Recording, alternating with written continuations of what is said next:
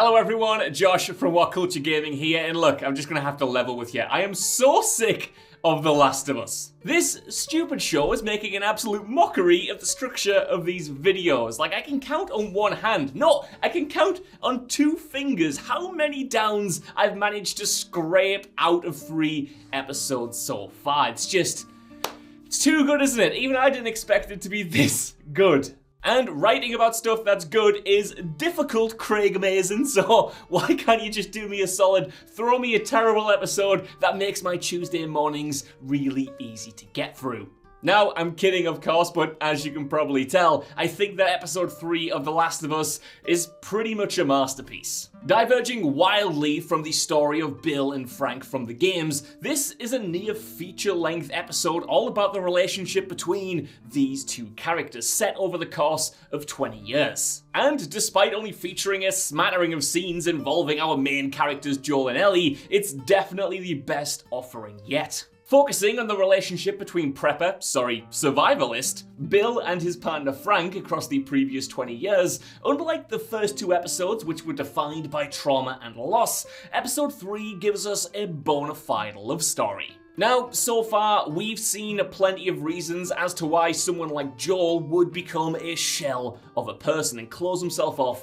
as much as he has. The world can and will kill all of the people that you love, and as Bill says in this episode, the government that's supposed to be saving everyone is run by literal Nazis. Episode 3 then was an essential reminder that there is a reason to fight, and that survival just for the sake of survival is kind of a death in its own right, or at least it can be. Now, let's talk about Bill first and foremost. I simply cannot hide my biases with this one. I have been looking forward to the live-action debut of this character for 2 years, ever since it was first announced that Bill Offerman was cast in the role.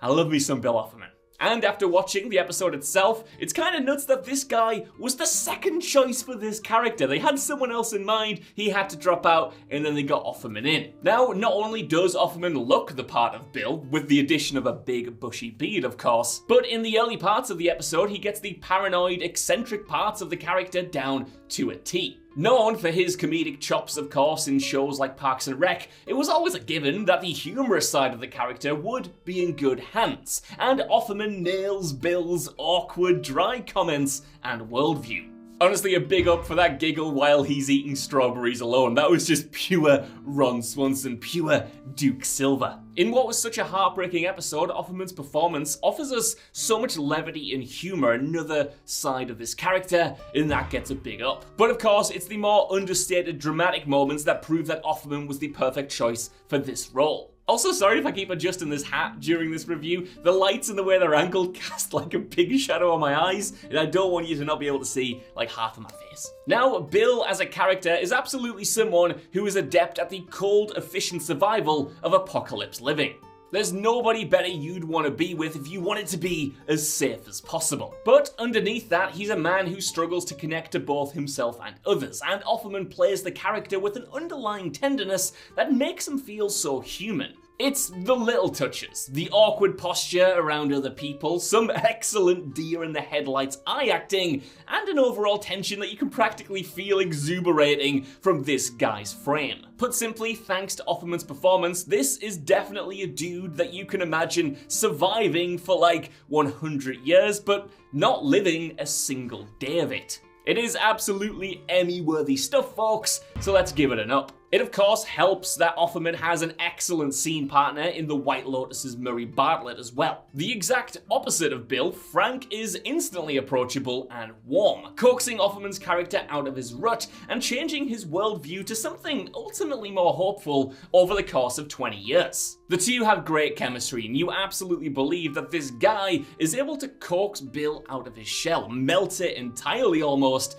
and transform him to become someone who sees the world and himself in a more positive, human way. He not only allows Bill the ability to finally feel comfortable in his own sexuality for the first time in his whole life, but feel comfortable opening up to and caring for others generally. Something Joel has absolutely closed himself off to at this point. So, Bartlett gets an up, he's just a natural in this role. And honestly, generally, I can't praise the portrayal of this love story enough. It was like watching Before Sunrise Apocalypse Edition or something like that. Or, as one great tweet by Kate Leth put it, finally, a San Junipero for men. The relationship itself is full of tender moments that of course build towards that heartbreaking but bittersweet climax. Bill and Frank's first scene in bed, the pair eating strawberries together, hosting Joel and Tess, hell, Bill apologizing for getting old quicker than his partner. It's all such rich writing bolstered by incredible performances.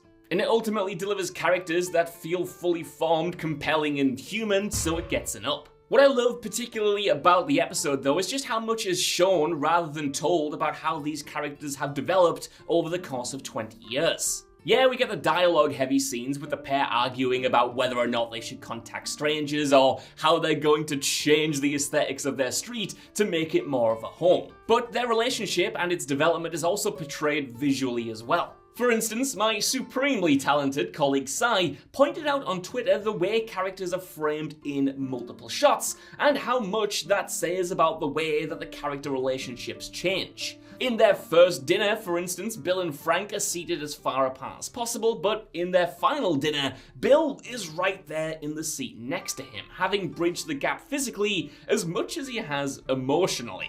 And the episode is absolutely full of little touches like this. From the symbolism of Frank swapping one of Bill's guns for strawberry seed, literally swapping a symbol of violence out for a symbol of love in this case, to Bill watering flowers that he previously would have found frivolous and unimportant to his day-to-day chores. The set design does a lot of heavy lifting in this regard too, transforming their home from a drab house that people just live and survive in to one that's full of colour and art and humanity and love and passion and all of that. It's all done visually. However, I think my favourite detail of the entire bunch is the way that Bill alters the way he angles his food while serving dinner on the 2 occasions we see him do it. In their first scene as strangers, Frank actually corrects Bill's angle to what he prefers, but in their final dinner, Bill gets it right.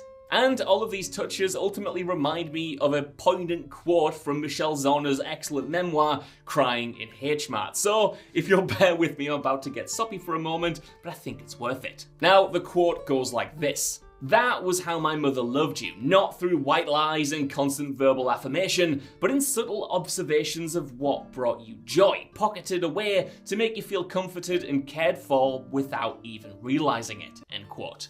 And to me, that quote kind of sums up the importance of these little details. They ultimately make the relationship feel way more real and convey love in a way that a grand declaration in a big TV speech just wouldn't be able to. So yeah, that's a big point and a big up, I guess, but it really is the backbone of the entire episode for me. Speaking of the meal, Bill and Frank's final day together generally is no doubt going to be some of the best TV we see all year. After falling sick, Frank wants to end his life on his own terms, addressing that their relationship hasn't been perfect, but that he wants Bill to give him one last good day to remember and, quote, "love me like I want you to." More so, Bill decides during this final day that life isn't worth living without his partner, and more, that he's content to go, having grown old and frail himself. The subsequent table scene is pretty much pitch perfect in every sense, managing to be supremely acted and emotional without going too big or too melodramatic. More importantly, it's not framed as a tragedy either, but actually a kind of happy ending based on the pretty dreadful circumstances that the couple find themselves in. As Bill says, it's what he wants to do. He's old and he's satisfied. So, though their deaths are heartbreaking, it's heartbreaking in a completely different way to Tess's or Sarah's from a couple episodes prior. It's a great sequence, and it gets an up. Now, we come to the end, but believe it or not, Ellie and Joel were actually in this episode as well. And in a great subversion of Frank's letter that he leaves to Bill in the game, it's actually Bill who leaves a letter to Joel in the episode. And it's the contents of this letter specifically which drive home why we've just spent an hour watching the backstory of 2 dead side characters. See, Bill, like Joel, is a man who was at one point entirely closed off, single-mindedly focused on getting through the day. Unlike Joel, though, Bill's 20 years changed him for the better, and unlike Tess, Frank asked Bill to feel the way he felt, and they were both better off for it.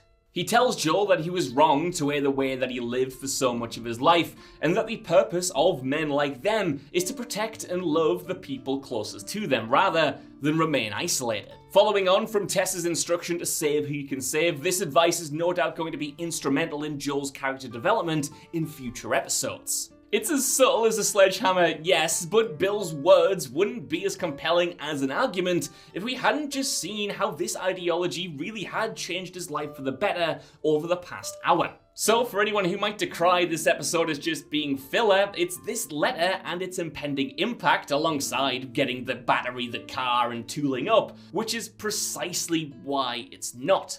And we wouldn't have felt the impact of the letter had we not seen the backstory in full. So yeah, what a bloody episode. I can't even contrive a down for this week, so for 1 week only, maybe this is just gonna be The Last of Us Episode 3 ups and ups. I mean, come on, you don't want me to just sell out and find something to complain about, do you? And hell, that's without even talking about some of the ups that I couldn't fit into the main review, which, as is becoming tradition, I'm gonna run down right now. Seeing Tess again, that was great, and what a pleasant surprise to see Anna Tov back. I love not only just seeing those two together, but the reveal that they've been together for pretty much the entirety of the apocalypse, or at least 10 plus years. For me, it deepens their relationship. It also makes Tess's death even more tragic. We've also got the flower theory that was confirmed, you'll love to see it. We've got the use of music in general, which was absolutely superb. And of course, we've got that final window shot, which was just a great way to bookend the entire episode. A really great callback to the game